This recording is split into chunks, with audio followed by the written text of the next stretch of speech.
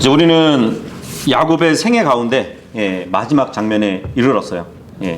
요 창세기 49장은 12형제들을 중심으로 해서 장래에 되어질 그 일들에 대한 예언을 야곱이 해주는 문맥입니다. 그 예언에 있어서는 복도 있고 저주가 있어요. 그리고 심판과 약속들에 대한 그 기록을 보여주고 있는데, 야곱은 일찍이 제사장으로서 그 파라오를 축복해 주었는데, 이제 대언자로서 자신의 아들들의 장래를 대언해 주고 있는 것이에요. 이 야곱의 예언은 훗날에 모두 이루어질 그 사건들인데, 이 가운데서도 이제 하나님의 구속사가 이제 펼쳐지기도 하고, 그 예언의 내용에 보면 그리고 재림의 부분도 있어요. 이 모든 것이 다 이루어질 예언들인데, 그 히브리어 성경에 보면은 시의 형태로 이 기록이 되어 있거든요. 야곱의 축복일 뿐만 아니라 보면은 여기에는 저주도 있어요, 내용에는. 그래서 야곱이 마지막 날들에 자기 아들들이 어떻게, 자기 아들들보다는 자기 아들들로 이어지는 후손들 있잖아요, 12지파에 대해서 예언을 다루고 있다고 보시면 됩니다. 1절하고 2절 읽어보도록 하겠습니다. 시작. 야곱이 자기 아들들을 불러 이르되 너희는 함께 모이라. 마지막 날들에 너희에게 닥칠 일을 내가 너희에게 말하리라. 너희는 함께 모이고 들으라. 야곱의 아들들아, 너희 아버지 이스라엘의 말에 귀를 기울일지어다. 야곱은 지금 자신의 12아들을 침상으로 불러 모으고 있어요. 우리는 여기서 구약에서 나타나는 가장 놀라운 그 예언을 보게 될 것입니다. 이 야곱이 하는 예언은 예수님의 초림과 재림이 이중적으로 적용되는 내용도 있어요. 마지막 날들에 관한 예언이라고 말씀을 드렸는데, 실제로는 복과 저주를 포함하고 있는 이 예언의 말씀은 야곱이 자신의 편견을 토대로 해서 예언을 하진 못하겠죠, 그죠? 생각을 해보세요. 자기 아들들 후손에 대해서 예언을 하는데 저주에 대한 내용도 있단 말이에요. 자기 아들들에게 저주의 내용을 말하고 싶겠어요? 뭐 엄밀히 이제 분석해 보면 이 아들들에 대한 야곱의 축복과 저주는 하나님의 섭리의 한 예언일 뿐이고, 이 예언을 받은 아들들이 각자 자신들이 살아가면서 심었던 일들을 후손들에게서 거두게 되는 그 결과를 보여주고 있는 것이에요. 그러니까 행한 보응의 원리 있잖아요. 심는 대로 걷는다. 아들들이 심었고 나중에 후손들이 거둬들이는 그것을 예언으로 보여주고 있다는 것이에요. 3절하고 4절 읽겠습니다. 시작. 르우벤아, 너는 내 맏아들이요 내 강력이며 내 힘의 시작이요 위엄이 뛰어나고 권능이 뛰어나도다. 그러나 네가 물과 같이 불안정하여 뛰어나지 못하리니 이는 네가 네 아버지의 침상에 올라가 그때 그것을 더럽혔기 때문이라. 그가 내 침상에 올라갔도다. 처음에 이제 르우벤부터 예언을 하기 시작합니다. 왜냐하면 르우벤은 장자였기 때문이죠. 보통 이 근동 지방에서는 사람이나 짐승을 막론하고 첫 태생, 처음으로 태어난 것은 신성한 것으로 여기는 그런 관습이 있었어요. 마찬가지로 이 이스라엘도 장자를 하나님의 소유로 생각을 했었습니다. 그래서 르우멘은 야곱의 장자로서 장자가 누릴 수 있는 많은 특권이 있었어요. 하지만 르우멘은 장자권을 획득할 수 있는 그 위치에 있었음에도 불구하고 야곱의 첩 비라와 통간하는 일을 했잖아요. 아버지의 침상을 더럽혔단 말이에요. 그래서 장자의 특권을 상실해 버렸습니다. 그래서 아버지의 침상을 더럽게 한 그 일로 인해서 르우벤은 장자였지만 장자의 특권을 누릴 수 있었지만 결국 그 장자권이 요셉에게로 가게 돼요. 그래서 아버지 야곱은 지금 르우벤에게 너는 뛰어나지 못하게 될 것이라고 예언을 하고 있는 것이에요. 왜냐하면 르우벤은 물과 같이 불안정했대요. 예. 물과 같이 불안정했다. 이게 무슨 의미를 갖고 있을까요? 르우벤은 마음이 막 조급하기도 하고 충동적이기도 하고 또 정욕적인 그러한 성격을 갖고 있었던 것이에요. 예. 그래서 르우벤 지파에서는 어떠한 사사도 등장하지 않아요. 어떠한 대언자도 나오지 않았어요. 그리고 어떠한 왕도 전혀 나오지 않았어요. 예. 르우벤 지파에서 유명하다고 하는 인물이 있다면 다단과 아비람이에요. 이 다단과 아비람은 어떤 일을 한 사람들인지 아세요? 모세에게 반역했던 사람들이에요. 어떻게 하나님께서 세우신 사람들이 아니라 하나님을 대적한 사람들이 나왔던 것이에요. 그래서 르우벤의 저주가 있었던 것으로 르우벤의 저주로 생각할 수 있을 것이에요. 그리고 르우벤 지파는 나중에 가나안 땅에 들어갈 때 다른 지파들보다 사람의 수가 적어요. 번성하지 못해요. 그것도 이 저주의 영향일 것입니다. 르우벤 자신도 한번 보세요.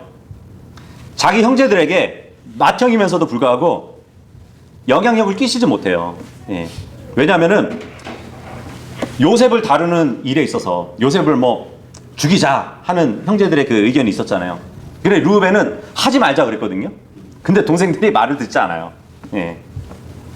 그래서 동생들에게 영향력도 끼치지 못했던 르우벤이었던 것이에요. 근데 이 르우벤의 성격은 물과 같이 매우 불안정했던 성격이었다고 합니다. 우리의 신앙생활은 어떤가요? 혹시 우리의 신앙생활도 불안정하지 않나요? 아직도 자기 자신의 욕망을 자제하지 못하고 살아가고 있지 않나요? 사람들이 성공하지 못하는 이유가 있어요. 물론 이제 성공은 뭐 돈을 벌거나 건강을 유지하거나 뭐 명성을 떨치거나 이런 것이 아니라 주님의 말씀에 거하는 삶이거든요. 근데 그러한 성공을 하지 못하는 이유는 자기 자신을 제어하지 못하기 때문이에요. 르우벤은 물같이 불안정했다고 하는데 성경에서 이제 물을 찾아보잖아요. 욥기서 24장 18절에 보면은 물은 빨리 흐르기도 해요. 그리고 시편 22편 14절에 보면은 물은 쏟아지기도 합니다. 그리고 시편 58편 7절에 보면은 노가 없어지기도 해요. 그리고 에레미야서 15장 18절에 보면은 계속 있지 않고 머물러 있지 않고 말라 없어지기도 해요. 굉장히 불안정하죠? 그래서 안정이 없는 신앙은 결코 영적으로 성장되기가 힘들어요. 5절에서 7절까지 읽겠습니다. 5절에서 7절 시작. 시므온과 레이는 형제들이며 잔인한 도구들이 그들의 거처에 있도다. 오 내 혼아 너는 그들의 은밀한 모임에 들어가지 말지어다. 내 종기야 너는 그들의 모임에 연합하지 말지어다. 이는 그들이 분노하여 사람을 죽이고 자기들의 의지대로 벽을 파내려갔기 때문이라. 그들의 분노가 맹렬함으로 그들이 저주를 받겠고 그들의 진노가 잔인함으로 그들이 저주를 받을지어다. 내가 그들을 야곱 안에서 나누고 이스라엘 안에서 그들을 흩으리라.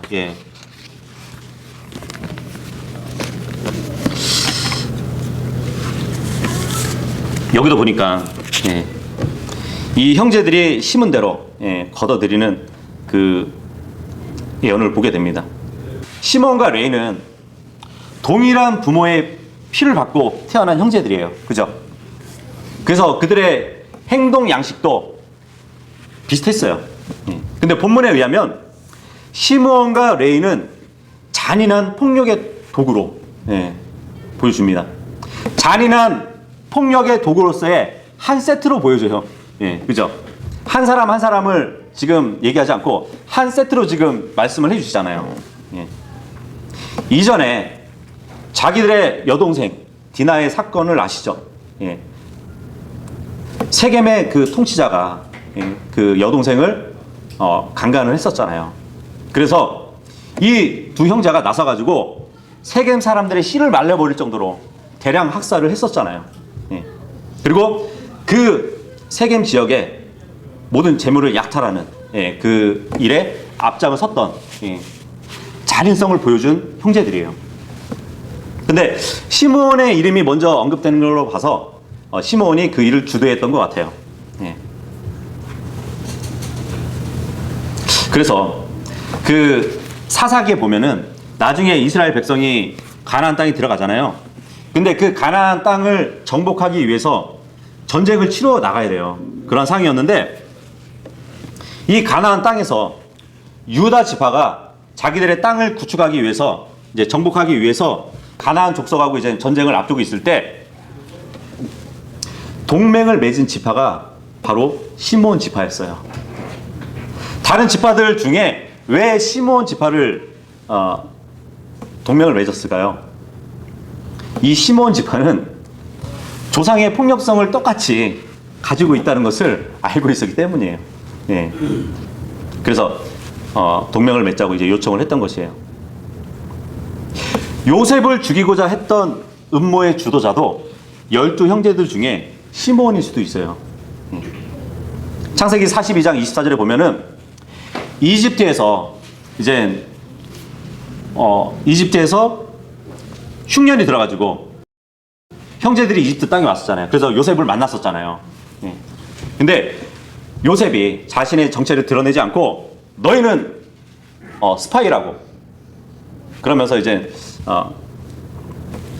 만약에 결백을 주장하려면은 여기에 한 형제를 놔두고 가서 그 아버지와 너희가 말한 동생을 데려오라고 이제 그랬었잖아요. 그때 한 사람을 이집트에 남겨놓고 가두었는데 그게 바로 시므온이었어요. 그래서 요셉이 자신을 죽이려고 했을 때 주도적인 역할을 시므온이 했었기 때문에 그 시므온을 가다두지 않았을까 이렇게 생각이 듭니다. 세겜의 족속들을 몰살시킬 때 시므온이 주도자였다면 레위는 공범자였어요. 서로의 생각이 일치했다는 거잖아요. 그죠? 그래서 같이 공존을 했던 거잖아요. 똑같이 폭력성을 갖고 있는 형제였습니다. 그래서 출애굽기 32장에 보면은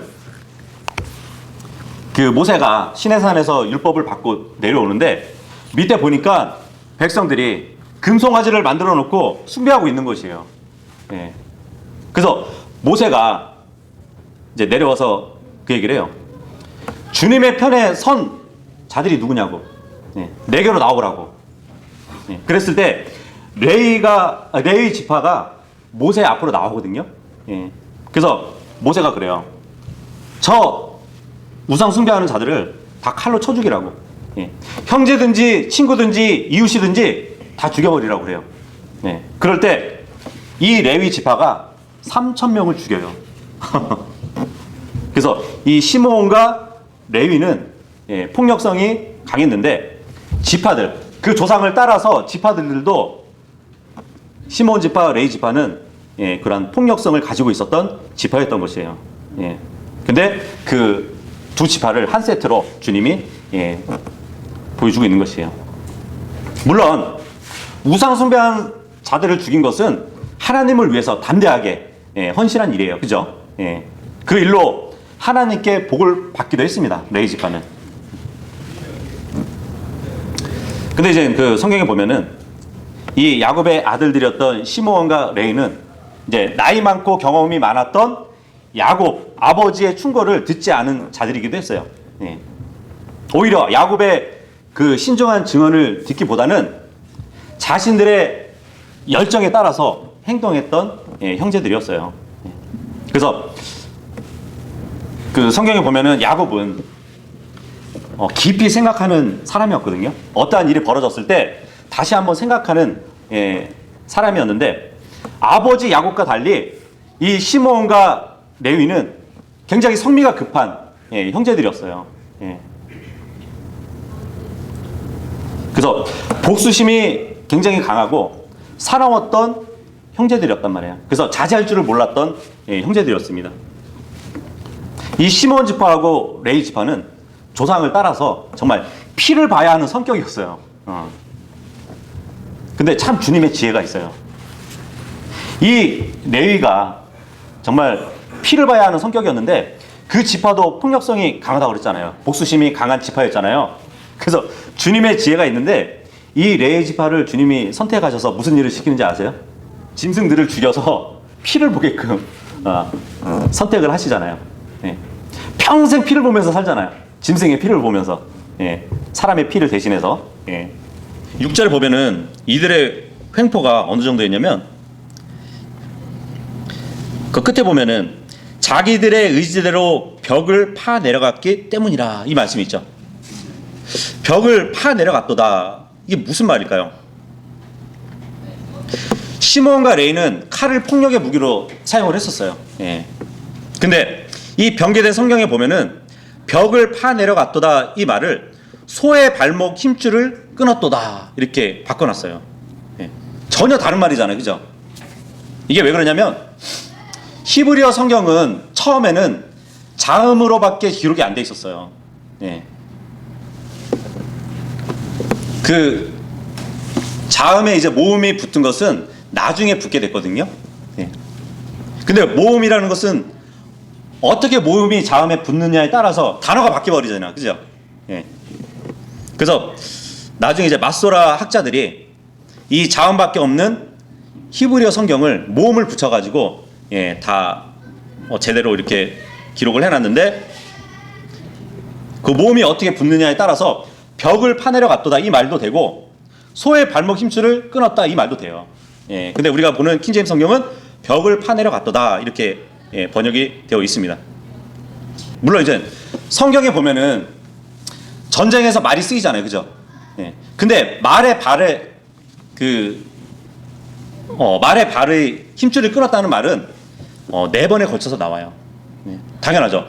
전쟁할 때 그 기동력을 끊기 위해서 말의 다리의 힘줄을 끊어버려요. 예. 그 적군의 기동력을 끊기 위해서 그런 일을 한단 말이에요.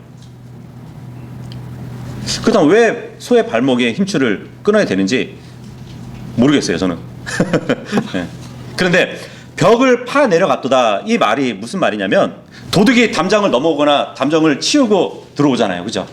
예. 그런 것처럼 성벽을 두른 도시에 사는 그 사람들을 죽이고 재산을 폭력적으로 가로채는 예, 그 일을 하기 전에 성벽을 무너뜨린다는 그 의미가 바로 벽을 파내려 갔다라는 예, 말이 되는 것이에요. 그런데 변개된 성경을 지지하는 사람들이 소의 힘줄을 끊었다가 맞다고 예, 이렇게 주장을 하는데 창세기 34장에 시므온과 레위가 이 세겜 지역에서 양들, 소, 나귀들을 다 제물로 가져갔다고 기록이 되어 있단 말이에요. 그러면 힘줄을 끄는 소들을 어떻게 데려갈 수 있는지 그것에 대한 대답을 먼저 해줘야 될 것이에요. 그죠? 예. 그리고 7절에 보면 결국은 이 두 지파가 어떻게 되냐면 이스라엘 안에서 흩어지게 됩니다. 예. 내가 그들을 야곱 안에서 나누고 이스라엘 안에서 그들을 흩으리라 이 말을 해주고 있어요. 그 두 지파는 모세가 이제 나중에 지파 인구수를 이렇게 조사하는 예, 기록이 있거든요. 뭐 두 번째 걸쳐가지고 인구 조사를 하게 되는데 두 번째 인구 조사를 할 때 가장 작은 두 지파가 바로 이 두 지파였어요. 예. 근데 이들이 이 지파가 받은 예언은 예, 야곱 안에서 흩어지는 저주였습니다. 예. 그래서 나중에 흩어지는 저주를 받았는데 레위 지파는 그나마 아까 말씀드렸다시피 우상 숭배하는 자들을 쳐 죽이는 그 일을 했기 때문에 이 저주로부터 복으로 바뀌게 돼요. 예. 그런데 시몬 지파는 나중에 미디아인인가 음행했던 예, 시므리의 죄 때문에 그대로 그 저주가 예, 적용되고 말아버렸습니다. 8절에서 12절까지 읽겠습니다. 시작. 유다야, 너는 네 형제들이 찬양할 자니라. 네 손이 네 원수들의 목을 잡을 것이요 네 아버지의 자식들이 네 앞에서 절하리라. 유다는 사자 새끼니라. 내 아들아, 네가 물에서 떠나 위로 올라갔도다. 그가 엎드리고 웅크린 것이 사자 같고 늙은 사자 같으니 누가 그를 깨워 일어나게 하리요. 실로가 오실 때까지 홀이 유다를 떠나지 아니하며 입법자가 그의 발들 사이에서 떠나지 아니하리니 그에게 백성이 모이리라. 그가 자기의 나귀 새끼를 포도나무에 매며 자기 나귀의 어린 수나기를 좋은 포도나무에 매리니 그가 자기 옷을 포도즙에 빨았고 자기 의복을 포도의 피에 빨았도다. 그의 눈은 포도즙으로 인해 붉겠고 그의 이는 우유로 인해 희게 되리라. 이제 유다 지파에 대해서 예언하는 내용들이 나옵니다. 유다 지파는 전쟁에서 승리를 얻어서 이제 번창하는 지파예요. 이 유다 지파는 다른 지파보다 우월한 지파가 됩니다. 이 유다 지파는 수요가 많고 또 탁월한 명성을 가지는 지파라고 보시면 되는데, 다른 지파까지 지배할 수 있는 지파가 바로 이 지파였던 것이에요. 그래서 이 유다 지파는 광야를 지나고 가나안을 들어갈 때 지파들 중에서 최고 선봉에 섰던 지파가 바로 유다 지파예요. 근데 여기 8절에 보면 유다야 너는 네 형제들이 찬양할 자니라. 이 유다라는 이름 자체가 찬양하다라는 뜻을 갖고 있습니다. 이 유다는 야곱의 넷째 아들이에요. 그리고 레아의 소생이죠. 그 유다 지파에서 나올 자가 있는데, 유다 지파에서 누군가가 나오는데 그분은 찬양을 받으실 분이에요. 생각을 해보세요. 찬양의 희생을 받으실 분은 하나님 한 분이라고 성경에 기록되어 있거든요. 그렇다면 이 유다 지파에서 누가 나온다는 얘기죠? 그렇죠. 사람으로 오실 하나님을 말해주는 것이거든요. 그래서 유다는 사자 새끼로다, 그렇게 기록이 되어 있습니다. 지금 보면. 근데 계시록 5장 5절에 보면은 예수 그리스도를 가리켜서 유다 지파의 사자라고 기록을 해주고 있어요. 바로 예수 그리스도 메시아가 이 유다 지파에서 나온다는 예언을 해주고 있는 것이잖아요. 자, 그리고 홀이 유다를 떠나지 아니할 것이래요. 홀이 뭔지 아시죠? 왕이 갖고 있는 철장이잖아요. 권위의 상징으로서 왕의 철장을 말한단 말이에요. 그리고 역대상 5장 2절에 보면은 유다가 그의 형제들보다 뛰어나고 우두머리 치리자가 유다에게서 낫도다, 이렇게 기록을 하고 있어요. 우두머리 치리자. 모든 것을 다스릴 자가 유다 지파에서 나온다는 것이에요. 그래서 유다 지파에서 나올 분은 왕이라는 것을 보여주고 있습니다. 바로 예수 그리스도죠. 모든 것을 통치하실 왕. 이사야서 9장 6절 한번 보도록 할게요. 이사야서 9장 6절하고 7절 보시면, 이는 한 아이가 우리에게서 태어났고 한 아들이 우리에게 주어졌는데 그의 어깨에는 정권이 놓이고 그의 이름은 놀라우신 분, 조언자, 강령하신 하나님, 영전하신 아버지, 평화의 통치자라 할 것이기 때문이라. 그의 정권의 확장과 평화의 증진이 끝이 없으며 그가 다윗의 왕자와 그의 왕국 위에 군림하여 그것을 정비하고 이제부터 영원토록 판단의 공의와 정의로 그것을 굳게 세우리라.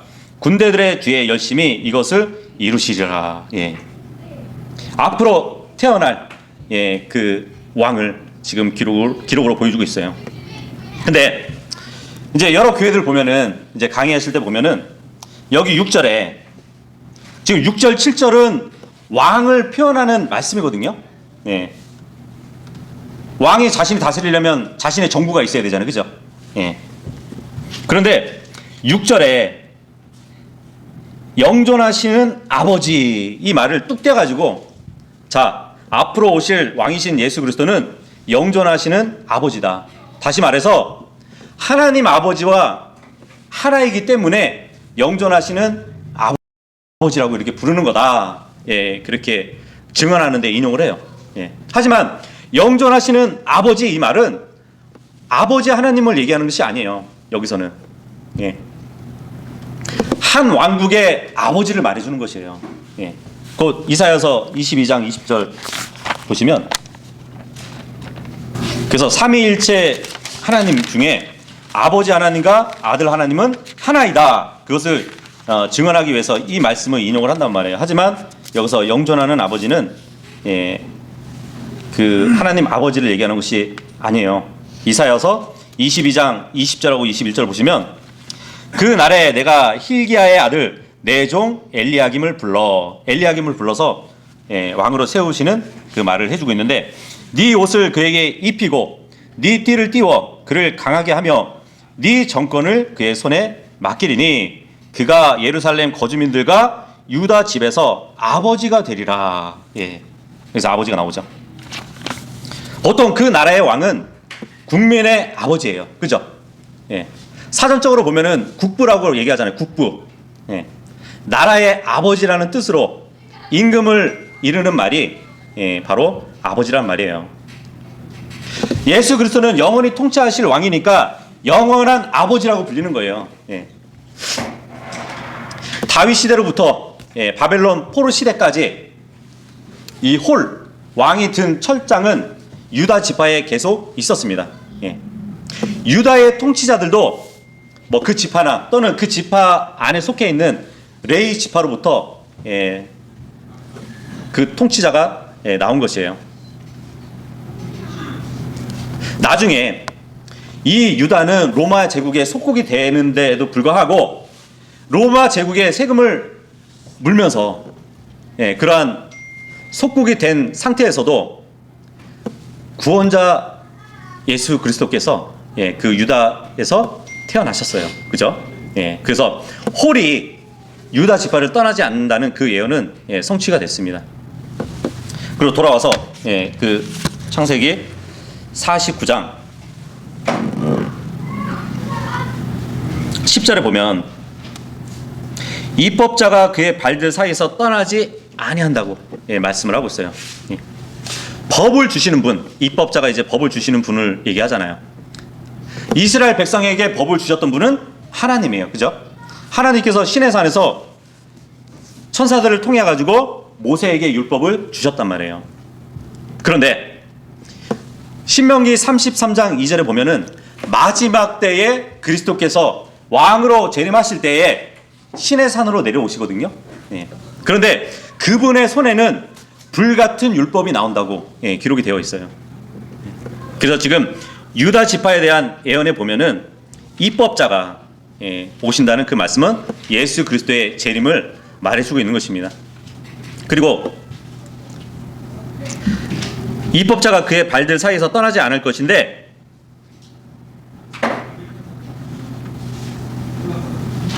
실로가 오실 때까지 10절에 보면은 실로가 오실 때까지 떠나지 않을 것이라고 말씀을 하고 있어요.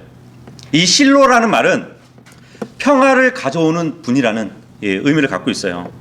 바로 메시아죠. 예수님이 오시면 모든 평화를 이루실 분이시란 말이에요. 그래서 메시아가 오기까지 왕권이 떠나지 않을 것을 지금 유다 지파에게 말해주고 있습니다. 그래서 유다 지파에서 나올 자는 심판자이시고 법을 주시는 이시고 왕이신 구원자 주님이 나올 것이라는 것을 말해주고 있는 것이에요. 그래서 야곱이 12아들에게 있어서 유다에게 내린 축복은 정말 가장 뛰어난 것이었어요. 그래서 히브리서 7장 14절에도 보면은 우리 주께서 유다로부터 나신 것이 분명하기 때문이라 이 말씀을 하고 있어요. 그러니까 구속사적인 측면에서도 장차 오실 예수 그리스도의 탄생이 유다 가문에서 이루어지면서 유다 지파가 영적으로 누릴 그 축복이 가득 차 있음을 보여주고 있는 것입니다. 근데 유다가 받은 축복의 절정이 뭔지 아세요? 10절의 마지막에 보면은 그에게 백성이 모이리라 이거예요. 그에게 백성이 모이리라. 우리가 시몬과 레위의 예언을 봤잖아요. 시므온과 레위는 이스라엘 안에서 흩어진다고 저주를 받았는데 유다 지파는 그 예언을 보면은 합쳐진대요. 예. 백성이 모인다는 거잖아요. 이것은 예언적으로 보면은 예수 그리스도를 통해서 불러냄을 받은 교회들이 하나가 될 것이라는 그것을 말해주기도 합니다. 그리고 환난 끝에 나중에 이스라엘 백성이 하나로 모아지는 그 예언도 보여주고 있어요. 그리고 이방인들도 회심해서 백성으로 모아질 것을 말해주고 있습니다. 그리고 11절에 보면은 포도즙과 포도의 피에 의복을 빨자래요. 앞으로 오실 분이 바로 재림하실 예수 그리스도를 말하죠. 그래서 이사야서 63장 3절에 보면은 주님이 재림하시고 악인을 심판하실 때 피가 말고피까지 차는 바람에 그분의 의복이 피로 적실 것을 말해주고 있습니다. 그래서 주님의 초림과 재림이 이중적으로 적용되기도 하는 것이에요. 13절 읽겠습니다. 13절 시작. 스불론은 바다의 항구에 거하리니 그는 배를 대는 항구가 될 것이요 그의 지경은 시돈까지 이르리라. 이 스불론은 야곱과 레위 사이에서 태어난 10번째 아들이에요. 이 스불론에 대한 야곱의 예언은 이제 스불론은 해변에 살게 된다는 그 말을 해주고 있죠, 그죠? 그래서 나중에 스불론 지파는 지중해와 갈릴리 바다 사이에 거주했어요. 나중에 이제 뭐 200~300년이 지난 후에 이 가나안 땅이 각 지파에게 이제 분배되었을 때 그렇게 차지하는 유업의 땅이 바닷가 쪽이라는 것이에요. 근데 이 지파가 나중에 천년왕국 때에는 육지로 둘러싸이게 됩니다. 14절하고 15절이요. 시작. 이사갈은 두 짐 사이에 꿇어앉아 있는 건장한 낙이니라. 안식하는 것이 좋은 것과 그 땅이 아름다운 것을 그가 보고는 어깨를 낮추어 짐을 메고 종이 되어 공세를 바쳤도다. 13절은 축복인 것 같은데 14절은 또 약간의 저주인 것 같아요. 그죠? 이 이사갈은 레아가 르우벤이 가져다 준 합 한 채를 동생 라헬에게 주는 대가로 야곱과 동침해가지고 낳은 아들이에요. 야곱의 12아들 중에 9번째에 해당되는 아들입니다. 근데 야곱으로부터 건장한 나귀 같은 자라고 예언의 말씀을 들었어요. 그래서 이사갈 지파의 사람들은 정말 나귀처럼 강한 사람들이었습니다. 그리고 굉장히 근면했던 사람들이었어요. 특별히 농사 짓는 일에 적합했던 그 지파가 바로 이 이사갈 지파예요. 생각을 해보세요. 나귀는 짐을 등에 메고 인내를 가지고 짐을 운반하는 짐승이에요. 그죠? 근데 이사갈은 그 나귀와 같다고 말씀해주고 있습니다. 그런데 보통 그 나귀가 뒤에 짐을 얹은 거 보면은 혹시 그림에 그런 거 있잖아요. 짐이 두 개인데 양쪽으로 이렇게 나눠져 가지고 등으로 지고 가는 그러한 그림들을 보셨는지 모르겠어요. 두 개의 짐을 가지고 있는데 이사갈 지파는 경작하는 짐하고 종을 바치는 짐이 있었어요. 그래서 이 지파는 나중에 수고한 결과로 번창을 누리기도 했지만 왕정 시대에 가서 소장료와 세금까지 부담했던 지파였습니다. 그것을 말해주고 있는 것이에요. 16절에서 18절 시작. 다는 이스라엘 지파들 중 하나로서 자기 백성을 재판하리라. 다는 길가의 뱀이요 행노의 독사로서 말발굽을 물어 그 위에 탄 자가 뒤로 떨어지게 하리라. 오 주여, 내가 주의 구원을 기다렸나이다. 다는 야곱의 첫 비라의 맏아들이에요. 그러니까 야곱의 5번째 아들이죠. 이 다는 여정의 아들의 후손임에도 불구하고 다른 후손들과 동등하게 이제 복을 받았습니다. 그래서 단에 관한 예언은 대체로 지파와 관련돼서 그 지파에 관련돼서 언급이 되어 있어요. 근데 단은 말발굽을 막 느닷없이 무는 뱀처럼 어떤 기술과 책략을 가진 기습을 잘하는 그 지파로 알려져 있습니다. 그래서 기습적인 책략을 통해 가지고 적들로부터 이익을 얻는 지파로 말해주고 있는 것이에요. 그리고 단은 다른 지파와 다를 바 없이 좋은 특권을 얻게 될 것인데, 이 단은 뱀과 같이 이제 교활함이 뛰어난 그러한 지파이면서 마지막 날에 이스라엘 민족의 멸망을 초래할 그 우상 숭배를 가져올 지파가 될 것이거든요. 어떤 분들은 이 단지파에서 적그리스도가 나올 가능성이 크다고 또 그렇게 얘기하고 있습니다. 그래서 이 우상 숭배의 일로 인해서 이 단지파는 역대상 2장 3절 그리고 8장 40절 그리고 계시록 7장 3절에서 8절에 보면은 다른 지파는 다 언급이 되는데 이 지파만 언급이 되지 않는 그러한 내용도 있어요. 19절 읽겠습니다. 시작. 갓은 군대가 그를 이길 것이나 끝에는 그가 이기리라.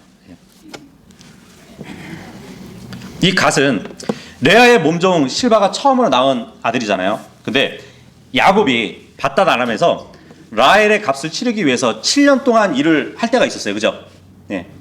라헬이 첫 아내가 돼야 되는데 레아를 먼저 첫 아내로 맞이하는 바람에 7년 동안 더 일을 해야 될 상황에서 그 중간에 낳은 아들이란 말이에요. 그래서 이 갓의 이름은 군대를 뜻하는 의미거든요. 근데 이 갓 지파는 굉장히 이제 호전적인 지파가 될 것인데, 역대상 12장 8절에서 보면은 갓 사람 중에서 돌아온 자들이 있었으니 싸움에 능한 전사들로서 방패와 창을 능히 다루는 자들이라 그래요. 갓 지파는 무기들을 잘 다루는 지파였다고 합니다. 그런데 이러한 이 지파가 나중에 요르단 건너편에 정착하게 되는데 그 이웃 족속이었던 모압과 암몬 족속에게 침략을 당하게 돼요. 물론 그 침략에서 갓 지파를 이기지만 결국에는 갓 지파가 그 모압과 암몬 족속을 쳐서 또 승리한다는 그것을 예언해 주고 있습니다. 나중에 이제 사울과 다윗 시대에 모압과 암몬 족속이 이제 완전히 멸망되면서 이 예언이 성취가 되죠. 역대상 5장 18절에 보면 20절 읽겠습니다. 시작. 아셀에게서 나오는 그의 빵은 기름질이니 그가 왕의 진미를 내리라. 이 아셀은 야곱의 8번째 아들 레아의 몸종 실바에게서 난 그 갓의 바로 아랫동생이에요. 근데 이 야곱은 아셀이 기름진 식물을 낸다고 합니다. 그리고 왕의 진미를 낼 것이라고 예언을 하고 있어요. 그래서 아셀 지파는 매우 부유한 지파가 될 것이에요. 그래서 이 지파는 양식뿐만 아니라 기름지고 맛 좋은 음식을 풍부하게 낼 지파로 지금 복을 받고 있어요. 그래서 이 지파는 나중에 다른 나라들의 이제 자기들의 특산품이라고 그러죠. 자기 지파에서 얻어지는 특산물들을 다른 나라들에게 이제 수출하는 그런 지파가 됩니다. 21절 시작. 납달리는 풀어놓은 암사슴이니 그가 좋은 말들을 내는도다. 이 납달리는 야곱의 둘째 아내인 라헬의 몸종 비라에서 태어난 둘째 아들이에요. 근데 이 납달리 지파는 빠른 암사스처럼 자기의 일을 신속하게 처리했던 지파입니다. 물론 이제 여러 지파들은 제각기 다른 성격을 갖고 있는데, 우리가 조금 아까 살펴봤듯이 뭐 사자 같은 유다 지파가 있었고, 나귀 같은 이사갈 지파가 있었어요. 또 뱀 같은 단 지파도 있었죠. 근데 이 납달리 지파는 암사슴 같이 풀어놓은 암사슴 같다고 그렇게 얘기를 하고 있습니다. 그만큼 이제 이스라엘 12지파 중에는 굉장히 아름답고 강했던 그 지파로 그려지고 있어요. 22절에서 26절입니다. 22절에서 26절 시작. 요셉은 열매 많은 가지 곧 우물 옆에 열매 많은 가지인데 그것에 작은 가지들이 담을 넘는도다. 활 쏘는 자들이 그를 심히 괴롭게 하고 그를 쏘며 그를 미워하였으나 그의 활이 강하게 지속되었고 그의 손의 팔들이 야곱의 강력하신 하나님의 손에 의해 강하게 되었는데 거기로부터 목자 곧 이스라엘의 돌이 나오는도다. 그것들이 곧 너를 도우실 네 아버지 하나님에 의해 강하게 되었고 또 전능자 곧 네게 복을 주시되 위로 하늘의 복과 아래 놓인 기품의 복과 젖가슴의 복과 태의 복을 주실 분에 의해 강하게 되었도다. 네 아버지의 복들이 내 조상들의 복들보다 나아서 영존하는 산들의 가장 먼 경계에 이르렀는데 그것들이 요셉의 머리에 내리고 자기 형제들로부터 구별된 자의 정수리에 내리로다. 예. 이 요셉은 라헬의 첫째 아들이면서 야곱의 11번째 아들이에요. 예. 근데 야곱은 요셉에게 놀라운 축복의 예언을 해주고 있어요. 그죠? 다른 형제들 중 가장 많은 축복이 주어졌어요. 예. 그리고 이 요셉은 장자권을 받았기 때문에 다른 형제들보다 2배로 예, 복을 받은 예, 지파가 될 것이란 말이에요. 그죠? 야곱의 그 두 아들에 대해서도 이제 얘기를 하고 있는데 포도나무의 가지가 다른 무성한 식물과 같이 그 가지들이 담을 넘는데요. 예. 그 포도 넝굴이 있는데 그게 뻗어나가면서 담을 넘을 정도로 예, 그런 풍성한 복을 누릴 것이라는 말을 하고 있는 것이거든요. 예. 여기서 보니까 이제 물론 이제 복을 받았는데 나중에 이제 활 쏘는 자로 인해서 활 쏘는 자들이 그를 심하게 괴롭게 한대요. 예. 성경에 보면은 활이 이제 무조건 이제 그 활시를 당겨가지고 사람을 죽이는 예, 도구로만 표현된 것이 아니라 속이는 혀와 관계가 있어요. 예. 시편 64편 3절이나 호세아서 7장 16절에 보면은 활이 속이는 혀와 관계가 있거든요. 예. 그래서 일찌감치 요셉은 아버지 집에서 함께 살았던 형들로 인해 가지고 예, 죽임을 당할 뻔했잖아요. 그죠? 예. 요셉을 향해서 예, 욕망의 화살을 예, 쏘아댔던 형제들이 있었죠. 예. 그럼에도 불구하고 요셉은 그 어떻게 보면 원수들이었던 형제들의 공격에도 불구하고 이제 믿음을 지켰던 자였죠. 예. 어쨌든 요셉의 복은 영속성이 있는데 너무 광범위해요. 예. 그리고 영향을 미치는 예, 복을 받은 자라고 성경은 지금 기록하고 있는 것입니다. 27절이요. 읽겠습니다. 시작. 베냐민은 이리같이 먹이를 강탈하리니 그가 아침에는 탈취물을 먹고 저녁에는 노량물을 나누리라 하니라. 예. 이제 베냐민은 야곱의 막내 아들이죠, 그죠? 예. 베냐민은 먹이를 강탈하는 일이라는 그 예언이 지금 나오고 있는데 베냐민은 야곱이 사랑하는 아들이었는데 먹이를 강탈하는 일이라고 지금 예, 말을 하고 있단 말이에요. 만약에 애정을 가지고 얘기했다면 말하지 못할 예언일 것이에요, 그죠? 하지만 하나님이 주시는 예언의 영으로 지금 말을 하고 있다는 것을 예, 보게 되는 것이에요. 그래서 부드럽게 얘기하고 있지 않습니다. 이 베냐민 지파는 두려움을 모르는 예, 호전적인 지파가 될 것이라고 말을 해주고 있어요. 그래서 적으로부터 빼앗은 전리품으로 예, 배를 채우게 될 것이라는 예언을 하고 있습니다. 다시 말하면 이제 이 베냐민 지파는 전쟁에 있어서 매우 이제 적극적이고 예, 분주할 것이라는 예, 그 말을 해주고 있는 것인데 어떻게 보면은 다른 지파와 그 이웃 나라에게 두려움을 주게 될 예, 지파로 말을 해주고 있는 것이에요. 이리와 같이 먹이를 강탈한대요. 예. 이 말이 에스겔서 22장 27절에 보면은 정직하지 못한 이득을 얻기 위해서 피를 흘리고 혼들을 멸하는 일이라고 나와 있어요. 예. 신약에 와서 사도 바울을 한번 생각해 보세요. 사도 바울은 베냐민 지파에 속했던 사람이었어요. 그죠? 예. 그런데 사도 바울이 예수님을 믿기 전에 예, 전반기에는 신앙인을 그러니까 그리스도인들을 핍박하면서 죽이기도 했던 예, 사람이었어요. 그죠? 그래서 그 일로 인해서 자기의 수익을 얻었던 사람이잖아요. 예. 정직하지 못한 이득을 취해서 피를 흘리고 혼들을 멸하는 일. 사도 바울도 그 일을 했었단 말이에요. 근데 그 후반기에는 사도의 길을 가면서 그 빼앗은 것을 나눠주는 삶을 살았었죠. 그죠? 28절에서 33절입니다. 시작. 이들이 모두 이스라엘의 12지파니라. 이같이 그들의 아버지가 그들에게 말하고 그들을 축복하되 각 사람의 복에 따라 그가 그들의 각각 축복하였더라.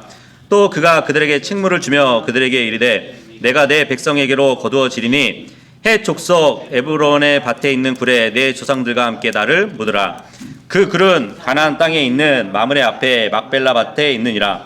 아브라함이 그것을 헷 족속 에브론의 밭과 함께 사서 소유 매장지로 삼았으므로 그들이 아브라함과 그의 아내 사라를 거기에 묻었고 그들이 이삭과 그의 아내 리브가도 거기에 묻었으며 나도 레아를 거기에 묻었노라. 그 밭과 그 안에 있는 굴은 헷의 자손들에게서 산 것이니라 하니라. 야곱이 자기 아들들에게 명령하기를 마친 뒤 밭을 침상 안으로 모으고 숨을 거두어 자기 백성에게로 거두어지니라. 이렇게 각인의 분량대로 축복을 주었던 야곱은 이 세상에서 생을 마감하고 자신의 조상들에게 돌아갔습니다. 자기의 매장지에 관해서 이제 야곱이 엄숙하게 이제 지시를 하는 말을 보여주고 있어요. 물론 이제 앞에서 요셉에게 한 말을 지금 되풀이하는 것이기도 합니다. 야곱은 죽음을 가리켜서 뭐라고 얘기하냐면 백성에게 거두어지는 일이라고 말을 하고 있어요. 그죠? 그래서 우리는 죽음으로 인해서 이 세상에 있는 우리 자식이나 뭐 친척들과 헤어지게 되지만 그 동시에 저 하늘에 있는 우리의 믿음의 선진들과 만나게 돼요. 그죠? 지금 기운이 다 빠진 야곱은 이제 즐거운 그 안식을 취하려는 사람처럼 평안한 가운데 죽음을 맞이하고 있습니다.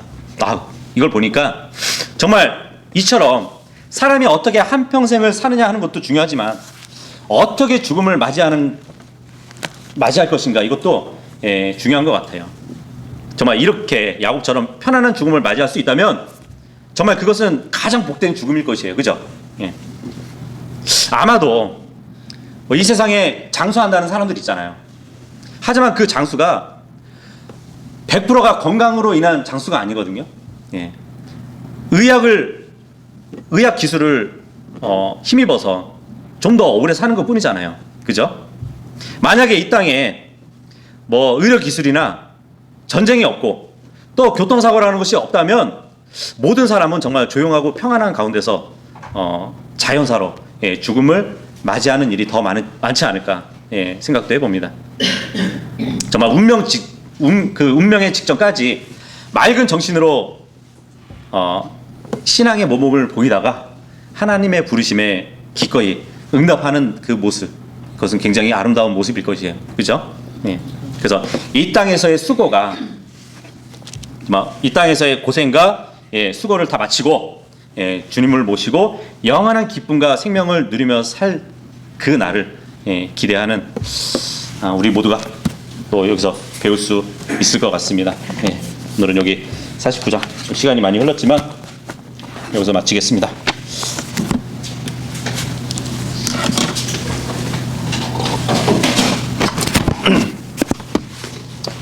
아까 우리